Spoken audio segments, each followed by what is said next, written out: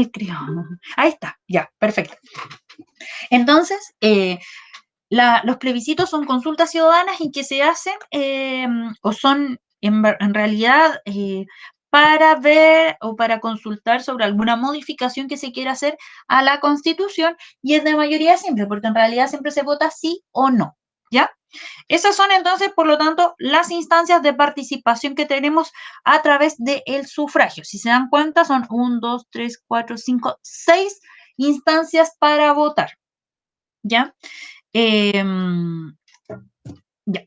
Dicho entonces el tema del sufragio, pasamos a otra forma de participación que tiene que ver con la política, que son los famosos partidos políticos. Recuerden que los partidos políticos son estas agrupaciones donde uno se adhiere de manera voluntaria. En Chile existen partidos políticos desde mediados del siglo XIX. Hay unos de muy larga data, y yo les contaba que Chile se destaca por ser pluripartidista. Esto es tremendamente importante. Todos deben saber que Chile tiene un carácter pluripartidista. Así es nuestra democracia. ¿Qué quiere decir eso? Que muchos partidos políticos compiten y de alguna manera disputan el poder. Disputan el poder, ¿ya? Y recuerden que yo les mostraba, bueno, en clase les hablé que hay un total de 40 partidos políticos, hay muchísimos en Chile, algunos, bueno, ya constituidos, otros en trámite, etcétera. Que lo importante de los partidos políticos es que uno adhiere de manera voluntaria, nadie te puede obligar a participar de uno, y el sentido de los partidos políticos es que son de alguna manera el nexo entre la ciudadanía y el poder central, por así decirlo, las instituciones, ¿ya? Los partidos políticos lo que deberían hacer es recoger como las demandas de la gente, hacer una lectura y de alguna manera lograr llevarlo como a las instituciones para poder generar reformas que impacten positivamente a las demandas de la gente, ¿ya? Eso deberían hacer los partidos políticos. Cada partido político tiene una visión de mundo y un programa también político de cómo pretende gobernar, y por lo tanto cada vez que alguien se inscribe en uno, debería tener súper claro cuáles son ellos, y recuerden que el fin último de todos los partidos políticos es acceder al poder, ¿ya? Eso. Y bueno, el pluralismo tiene que ver, que es una de las cosas que se garantiza en la Constitución y desde lo cual se admite entonces la posibilidad que haya en partidos políticos, es que en realidad todas las opiniones son válidas y tienen cabida al interior de la democracia. Ya, por lo tanto, aquel partido político que no respete los principios democráticos y constitucionales, que establezca como que busque un régimen totalitario o propugne, incita o haga uso de la violencia como método de acción política, no va a estar, no se va a admitir no se va a admitir que en el fondo como un partido político, ¿ya? Esas son las tres causas con las cuales quedaría exento una agrupación de transformarse en un partido político, ¿ya? Eso es súper importante. ¿Alguna pregunta con respecto a los partidos políticos? No, profe. Ya. En términos como generales sobre un diagnóstico, algo que tienen que tener súper claro es que a fines de la dictadura, el nivel de participación de la gente con respecto a y el grado de confianza que tenía la gente con respecto a los partidos políticos era alta, ¿ya? Era alta y había solo un 6% de la población que no creía en los partidos políticos, ¿ya? Y recuerden que las tres fuerzas que existen en Chile, las tres grandes fuerzas que podemos identificar son la derecha, el centro y la izquierda.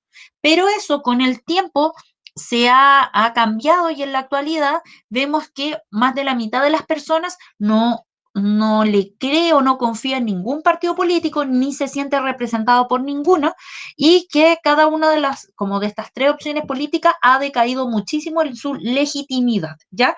La gente no cree que en realidad, no confía en los partidos políticos como una forma de participación en democracia, ¿ya? Y de eso estuvimos trabajando en clases con algunos textos, etcétera. Pero de eso tienen que, como lo esencial aquí es entender que en la actualidad los partidos se encuentran súper deslegitimados como instancias de participación, ¿ya? Ese es como el gran diagnóstico que se hace. Y que son especialmente los jóvenes quienes están muy desilusionados como de las prácticas que tienen los partidos políticos. Eso. Bueno, otras formas de participación son las ONG o fundaciones, de lo cual también les hablé, que súper general, las fundaciones y las ONG, bueno, las ONG significan organizaciones no gubernamentales. Por gubernamental se entiende que son todas las organizaciones que dependen del Estado. No gubernamental, por lo tanto, es una organización que no depende del Estado. Entonces, las ONG lo que buscan es dar garantía a los derechos humanos. Recuerden que hay ONGs o fundaciones que, por ejemplo, buscan defender al menos, por ejemplo, un derecho humano. Recuerden que los derechos humanos se ligan todos entre sí, pero hay unas que dan énfasis a uno más que a otro. Y yo les daba el ejemplo de Greenpeace con el, por ejemplo, derecho a vivir en un ambiente libre de contaminación. No persiguen fines de lucro y eso es uno de los elementos más importantes de las ONG y las fundaciones, que todo lo que recaudan en dinero no va a ser utilizado para ampliar como su patrimonio económico, ¿ya? No va a ser, por ejemplo, si Greenpeace eh, eh, tiene socios que le ponen dinero, ese dinero no va a ser utilizado para otros negocios que tengan los integrantes de Greenpeace. Toda la plata que Greenpeace recauda es invertida en la misma organización, ¿ya? Eso quiere decir que no tiene fines de lucro. ¿Y para qué se usa esa plata? Por ejemplo, para pagar sueldos, para, no sé, hacer campañas, para ampliar la ayuda a ciertos sectores, pero no para fortalecer otros negocios económicos, ¿ya? Por lo tanto, las ONG o fundaciones tienen mucho más legitimidad en la actualidad que los mismos partidos políticos, porque se cree o se entiende que este tipo de organizaciones se basan en este valor de la solidaridad. ¿Alguna pregunta sobre esto? No, Miss. No, profe. Excelente. Sigamos. Entonces, luego de eso teníamos las organizaciones comunitarias que tenían que ver con cualquier organización que no fuese, en el fondo, que no fuese ni un partido político, ni una ONG, etcétera. ¿Como cuáles? Por ejemplo, están, bueno, las típicas, las más antiguas, las juntas de vecinos, las juntas de madre, o sea, perdón, los centros de madre, los equipos deportivos, las pastorales, las escuelas populares, los scouts, cualquier grupo que en el fondo congregue a más de una persona y que tenga como propósito en el fondo, o puede ser recrear, o puede ser como, en el fondo, la participación de sus integrantes va a formar parte de organizaciones o dentro del margen de las organizaciones comunitarias. Yo les decía que quizás la más antigua y la que tiene como también mayor prestigio de alguna manera son las juntas de vecinos, que también son organizaciones sin fines de lucro, son de carácter territorial, dado que las personas que viven en un sector determinado conforman una junta de vecinos y que el objetivo es promover en el fondo bueno, como dice ahí, el desarrollo de la comunidad, ya defender como sus intereses y en el fondo como desarrollar estrategias para resolver los problemas que puedan presentar, ¿ya? Recuerden que las juntas de vecinos surgen a propósito de la organización de pobladores para la época de las tomas de terreno, entre los años 50, 60, es Eduardo Frei Ruiz Montalva, quien crea la figura de la junta de vecinos, y por lo tanto, desde entonces podemos contar, y cualquier, por ejemplo, cualquier villa que se vaya a construir, las personas que habiten en ese lugar pueden conformar una junta de vecinos. Se inscribe en la municipalidad y listo. Luego tenemos las asociaciones gremiales, que yo les conté que habían dos tipos. Los que están conformados por grupos de trabajadores de una misma empresa, que son los sindicatos, y lo otro que son grupos de profesionales de acuerdo al título que sacaron, que son los famosos colegios. Entonces está el colegio de médicos, el colegio de abogados, el colegio de profesores, que son uno de los más conocidos, el colegio de ingenieros, el colegio de dentistas, creo que está el de dentistas, sí. Pero todas las profesiones que se obtienen a través de la universidad, conforman agrupaciones que se colegian y arman estas famosas agrupaciones por título, o sea, por profesión, mientras que los sindicatos son por los trabajadores que forman parte de una empresa, ¿ya? Por lo tanto, puede haber un sindicato donde, o que agrupe a diferentes profesionales, ¿ya?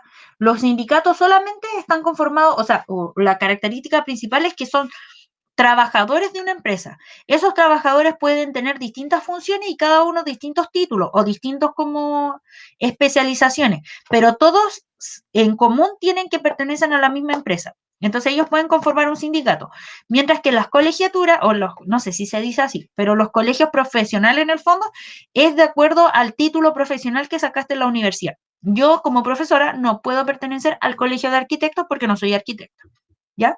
Por más que a mí me guste la arquitectura. Entonces, bueno, los sindicatos, como les decía, están agrupados por todos los trabajadores de una misma empresa y lo que hacen es defender y promover los intereses laborales para, con respecto a los empleadores. Esto es súper importante, los sindicatos son voluntarios, tampoco nadie te puede exigir pertenecer a un sindicato, ¿ya? Y como institución los sindicatos surgen durante la primera mitad del siglo XX, en los años 30, y eso, no sé si tienen alguna duda con respecto a estas formas de participación.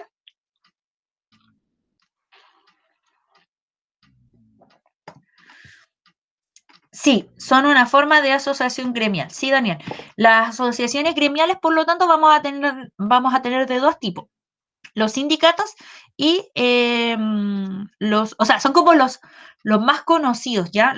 Porque hay algunas agrupaciones que se van a llamar gremios, los gremios están asociados a los oficios, por ejemplo, el gremio de zapatero, de artesanos, de eh, como, no sé, modistas, cosas así, ¿ya? Pero para fines de esta clase, como participación ciudadana, lo vamos a ver solamente en sindicatos y como colegios. Y en realidad el que más nos interesa son los sindicatos. ¿Se entiende o no?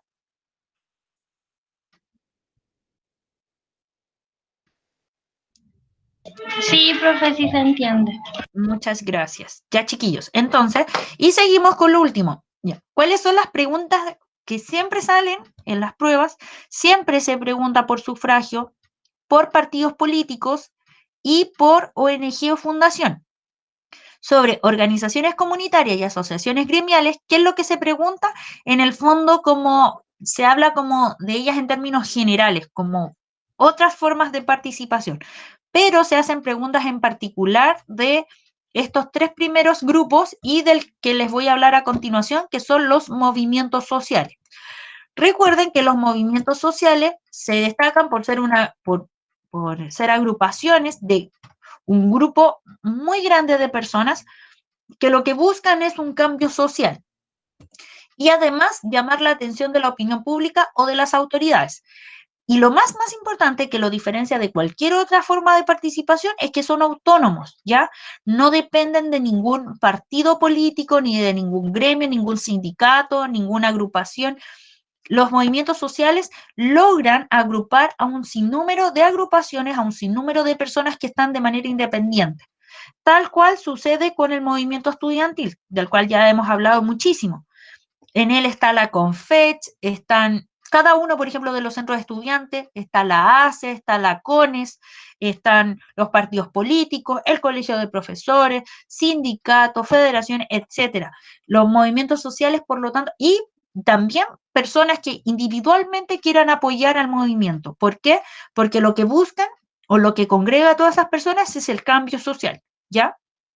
Entonces, si bien hay gente que obviamente va a liderar estos movimientos sociales, no va a depender de ellos el que siga o no un movimiento social, ¿ya? Por lo tanto, son como, y los movimientos sociales vienen más o menos o surgen ya durante el siglo XXI, ya son como la forma de participación más común y más usual del siglo XXI y que da cuenta de la crisis que hoy día está teniendo la democracia. Porque si se dan cuenta, el movimiento, por ejemplo, feminista, el movimiento de estudiantes, los movimientos medioambientales, son los que más personas congregan en la calle. Las marchas son multitudinarias. pero esas personas no necesariamente son las que van o a votar o participan en partidos políticos o creen en las formas de participación de la política, ¿ya? Este es como lo más claro de lo político. ¿Tienen alguna duda con esto, chiquillos, chiquillas? No, mis. ¿No? Ya. Entonces, continuamos. Y la última, de lo cual hablamos también en clase, fue esta famosa ley de asociaciones de participación ciudadana y gestión pública, que es una ley que lo que busca es que las agrupaciones puedan, de alguna manera, como fiscalizar y estar más involucrados en lo que están haciendo, por ejemplo, los ministerios, los departamentos, las municipalidades y cosas así, como pedir cuenta pública. ¿Por qué? Porque el diagnóstico que se hacía era que la gente no confiaba no confiaba ni en las municipalidades, ni en los partidos políticos, no confiaba como en los políticos en general. Por lo tanto, una forma de darle garantía a la gente y de que pueda confiar es hacerla parte de las decisiones que se toman, de las discusiones, etc. Sobre este tema no hay muchas preguntas porque es súper nuevo, es una forma de organización súper nueva, y yo les sugiero que se focalicen en lo que yo ya les mencioné. Bueno, el último tema del cual hablamos, y estas fueron las 2 últimas clases, si no me equivoco, antes de la evaluación, fueron los famosos medios de comunicación. Y yo les hablaba que los medios de comunicación tienen como 3 etapas. La primera es como la comunicación individual, y es la que se da cuando existe el desarrollo humano, cuando existe humanidad, por así decirlo, podemos hablar de que se da el desarrollo individual, que es el más clásico, en el fondo, donde hay un emisor y un receptor, y se puede dar como hay un mensaje que se transmite en un contexto determinado, ¿ya? Y que en el fondo el emisor es receptor de un mensaje y ese receptor también puede ser emisor de otro mensaje.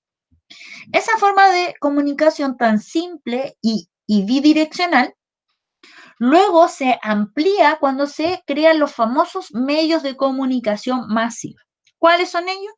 Donde hay un emisor, y la comunicación masiva es cuando hay un emisor y múltiples receptores. Recuerden que el primer medio de comunicación masivo que existe y el más antiguo, por ejemplo, aquí en Chile, es la prensa, ¿ya? Los diarios son los más antiguos.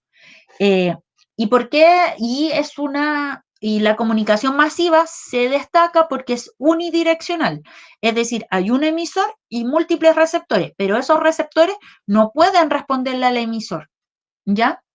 No puede darse como en la comunicación individual. Aquí solamente recibimos mensajes y lo conversamos entre nosotros, pero no podemos devolverle una crítica o una pregunta a este medio de comunicación. Entonces, decíamos que el más antiguo es la prensa, luego aparece la radio y luego aparece la televisión. ¿Ya? Esos son como los 3 grandes medios que en el mundo que se dan, ¿ya? Eso. Y lo que se empezó a dar desde la revolución tecnológica, o en realidad la revolución digital, y es lo que en la actualidad está predominando, es la comunicación interactiva, donde hablamos de los famosos prosumidores, es decir, a través del mundo digital, nosotros no solo somos receptores de mensajes, sino que también creamos contenido. Y creamos contenido para la misma red social como para tener conversaciones entre nosotros, ¿ya? El caso más como claro es Twitter, por ejemplo, donde yo puedo tener una conversación individual con otra persona, le mando un mensaje, esa persona me lo responde, pero yo también puedo crear contenido, puedo ir y subir un video sobre denunciando algo o haciendo estos famosos hilos donde yo doy información, como lo está haciendo en la actualidad la periodista Alejandra Matus, de la cual leímos una entrevista, o sea, una columna de opinión, hace unas clases atrás. Entonces, y esto se da única y exclusivamente en lo que es el medio digital, a través de las plataformas de redes sociales. ¿Cuáles son los problemas que en la actualidad presentan los medios de comunicación? Y en esto tienen que poner mucho ojo. Esto es muy importante porque sobre esto aborda las preguntas. Los problemas, por una parte, es que hay dudas sobre si existe libertad de expresión realmente a través de los medios de comunicación. Si todas las personas pueden o cuentan con la libertad de poder dar a conocer su opinión. Se supone que con los medios, con las redes sociales, se pudo de alguna manera como subsanar eso. Sin embargo, no toda la gente cuenta con los conocimientos ni con los recursos para poder acceder al mundo digital. Por lo tanto, la televisión en la actualidad sigue siendo uno de los grandes como mecanismos y, de los medios de comunicación, y en la actualidad, por ejemplo, hay mucha crítica sobre quiénes son los panelistas, el tipo de información que se da, y que, por ejemplo, la prensa independiente o los medios de comunicación independientes lamentablemente no tienen tantas posibilidades de desarrollar como canales de libertad de expresión, ¿ya? Sin embargo, nosotros constitucionalmente contamos con la libertad de expresión, ¿ya? Contamos con la posibilidad de, contamos con ese derecho, se supone. Otro problema que existe es la famosa libertad de prensa, de si en realidad, bueno, y en realidad la libertad de prensa, la libertad de expresión y la diversidad cultural, están todos estos tres elementos, están relacionados con quizás el problema más grande que existe aquí en Chile y que existe en términos mundiales, que es la concentración de los medios de comunicación. ¿Por qué?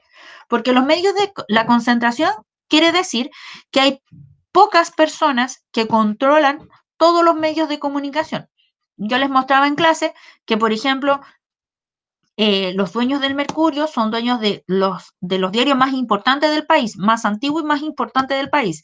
Que Copesa no solo son dueños de ciertos diarios, sino que también son dueños de radio y de otros medios, que existe el grupo Luxit, que son también dueños de televisión, radio e información por internet. Pero prácticamente podríamos hablar que en Chile existen 5 como grupos que controlan todos los medios de comunicación y las formas que tenemos de informarnos. Por lo tanto, si esas personas son todas de Santiago, por ejemplo, son todas de un cierto sector económico, evidentemente que no va a haber diversidad cultural.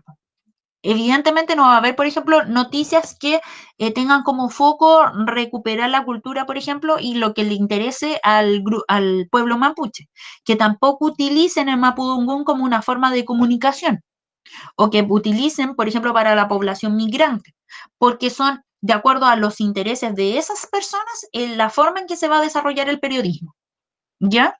Tampoco hay mucha libertad de prensa porque bien sabemos que, nosotros en la televisión creo que es más claro eso, cuando por televisión podemos ver que a cierta hora todos los canales dan la misma noticia y prácticamente tienen el mismo enfoque para informar sobre esa noticia. En Chile tenemos 4 canales grandes como noticieros que no difieren unos de otros sobre cómo desarrollan el tratamiento de las noticias.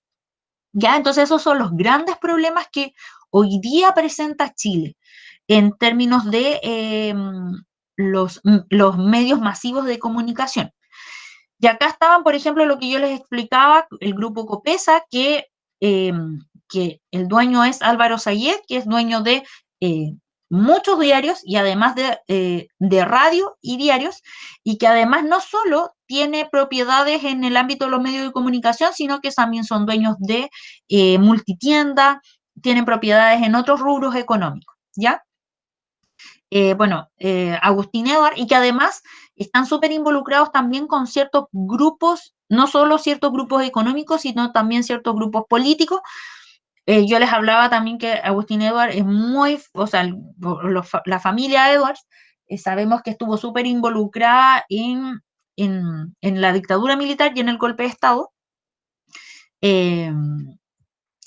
Los consorcios de las radios, por lo tanto las radios están agrupadas como en 4 grandes agrupaciones y que, insisto, no solo son dueños de radios, sino que también son dueños de otros medios y además de otros rubros económicos.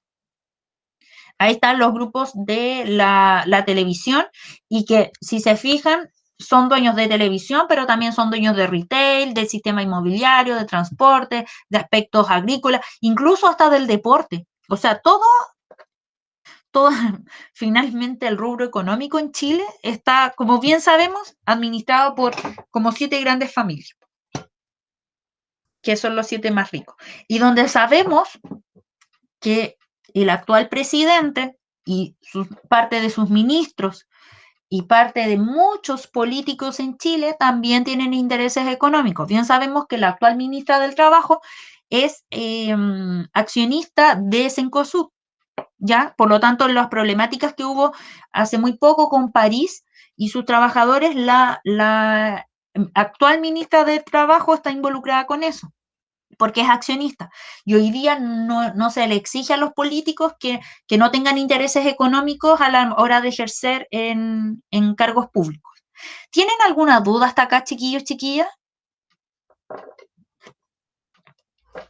No, profe, ninguna duda. Mira, yo quedé con una duda de algo anterior que se me fue de preguntarle. ¿Qué ¿Ya? es pluralismo? ¿Cómo? ¿Pluralismo? Pluralismo es la posibilidad de que muchas visiones y opiniones puedan como convivir y puntos de vista. Entonces, el pluralismo en Chile se entiende de que tanto que así como tantas opiniones hayan en un país, pueden, en el fondo, que no pasen a llevar los derechos humanos y ciertos como valores morales y éticos que la sociedad maneja, pero que en el fondo yo puedo, por ejemplo, opinar que, no sé, por ejemplo, que, a ver, que por ejemplo, que, ay, no se me ocurre ningún ejemplo, la educación, por ejemplo. Ya, así como yo puedo, por ejemplo, defender que la educación sea privada y que también esté a cargo del Estado, otros pueden opinar que solamente esté a cargo del Estado. Y así, entre medio, hay muchas opiniones y entre todas convivimos y nos respetamos. Ese es un pluralismo. Que diferentes posturas y visiones de mundo puedan convivir en un régimen democrático. Porque se supone que así se sostiene la democracia, desde la diferencia. Desde las muchas diferencias de opinión que existan, se supone que la democracia recoge aquella opinión que a la mayoría le haga sentido. ¿Me explico? Sí, entendí. Muchas gracias. Ya, ok. ¿Alguien más tiene alguna duda?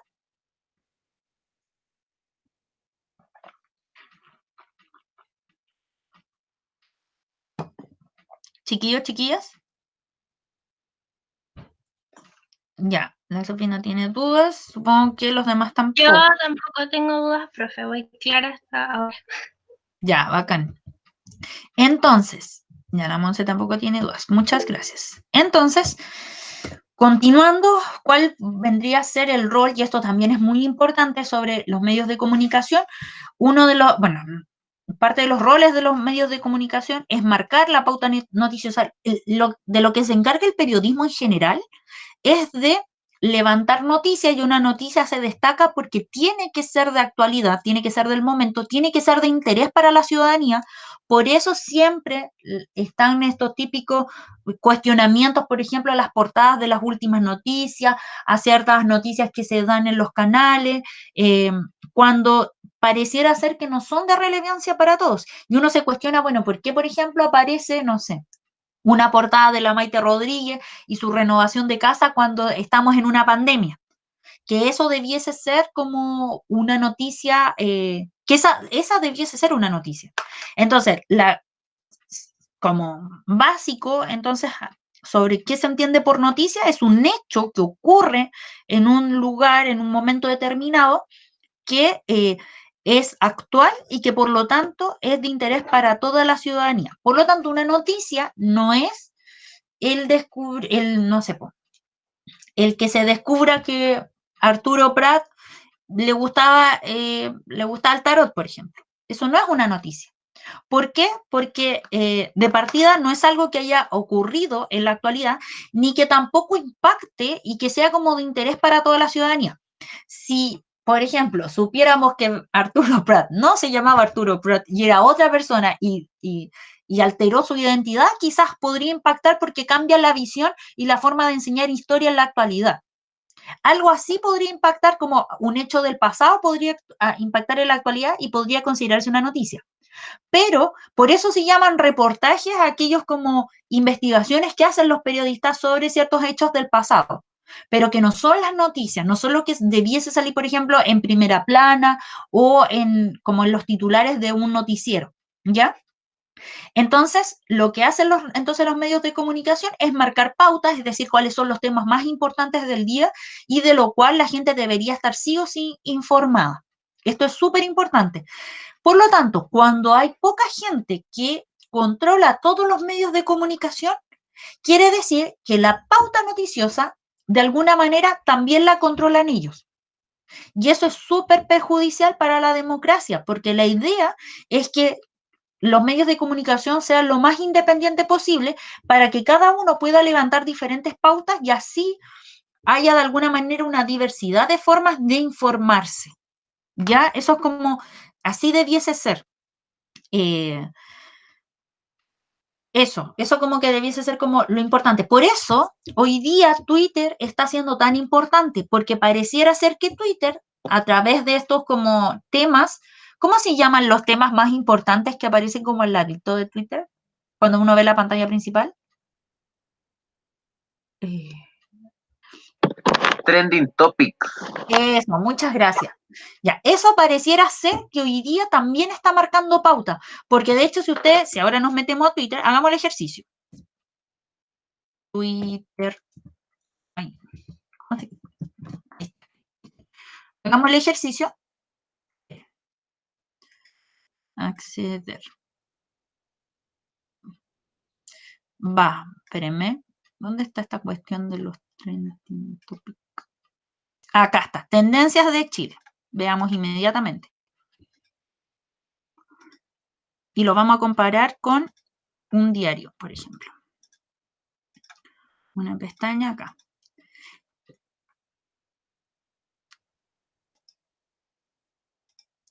Ya, ojo que Twitter es una red social, no es un medio de comunicación, ¿ya? ¿Qué quiere decir eso? Que una red social es para la interacción entre personas, ¿ya? No tiene como función y como objetivo el informar. Sin embargo, Twitter hoy día está siendo la plataforma que permite que la gente se informe. Por ejemplo, el tema que hoy día está liderando ahora en estos momentos en Chile es Pepa, tu hijo es violador. Pero si nos vamos a la tercera, y nos metemos, ¿qué aparece? Bueno, en la tercera, ¿qué aparece? Por ejemplo, aparece campañas publicitarias y miren, si se fijan, el tema que está imponiendo la tercera es sobre el MinSal, están hablando sobre temas como de el retail, desborde, están hablando sobre temas de medicamentos, son otros los temas que está poniendo y que si nos metemos probablemente a la cuarta, no sea muy diferente. El copy web, bueno, de nuevo publicidad. Bueno, la Fernanda Urrejola, etcétera. Si se fijan, es muy diferente a lo que está informando hoy día Twitter. Y hoy día Twitter pareciera ser que es como lo que nosotros estamos levantando como noticias, lo que también está marcando la pauta noticiosa. Y Twitter, de alguna manera, a veces logra cambiar y revertir a veces la pauta que en las mañanas imponen los diarios.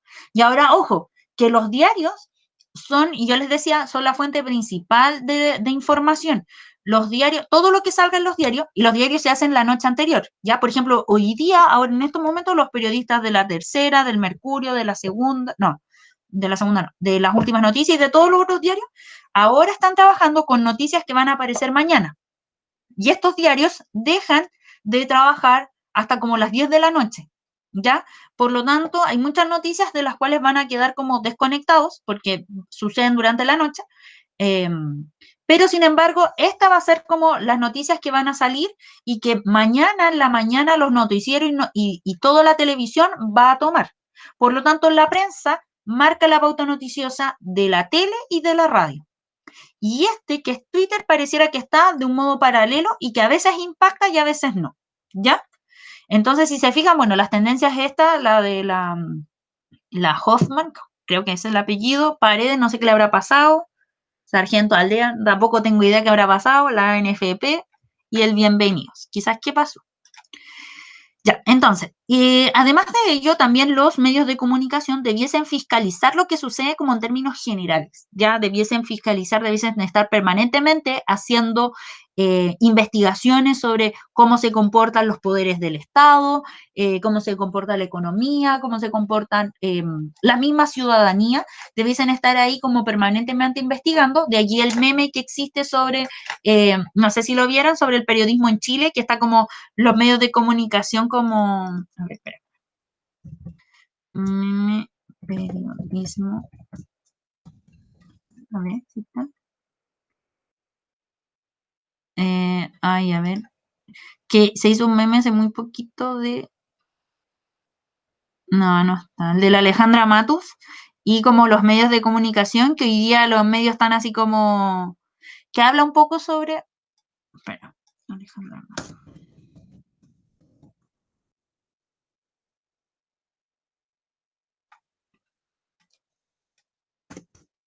Espérenme 2 segundos. Ay, no lo encuentro el meme, ya filo.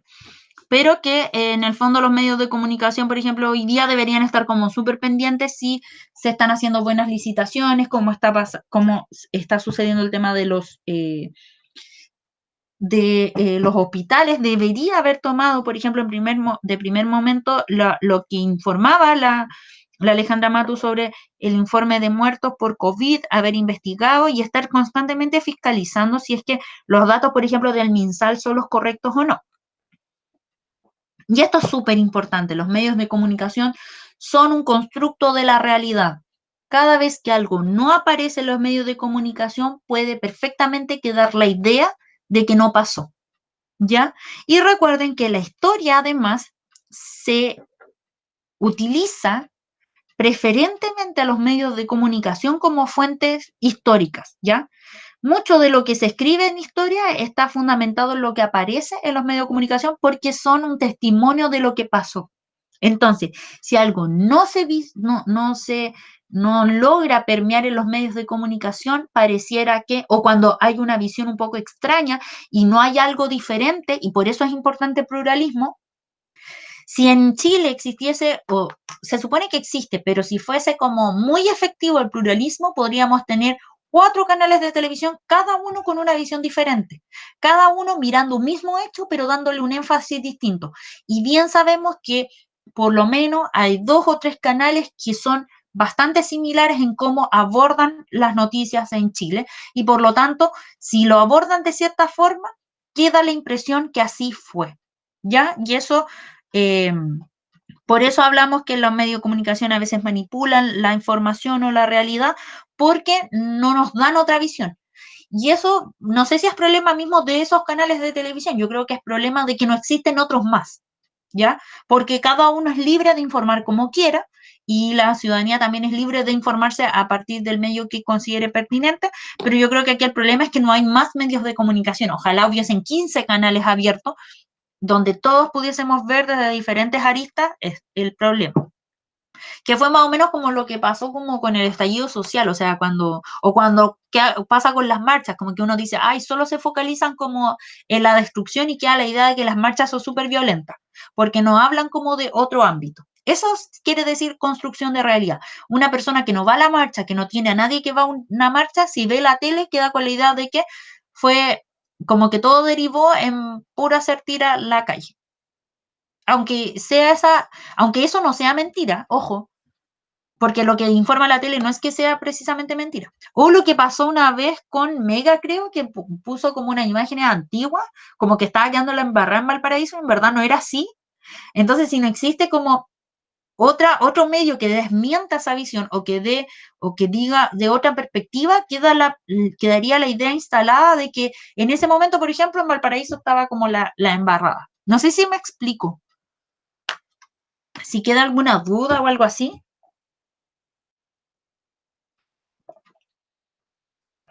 Chiquillos, chiquillas. No, profe, ninguna duda. ¿Se entiende? Ya.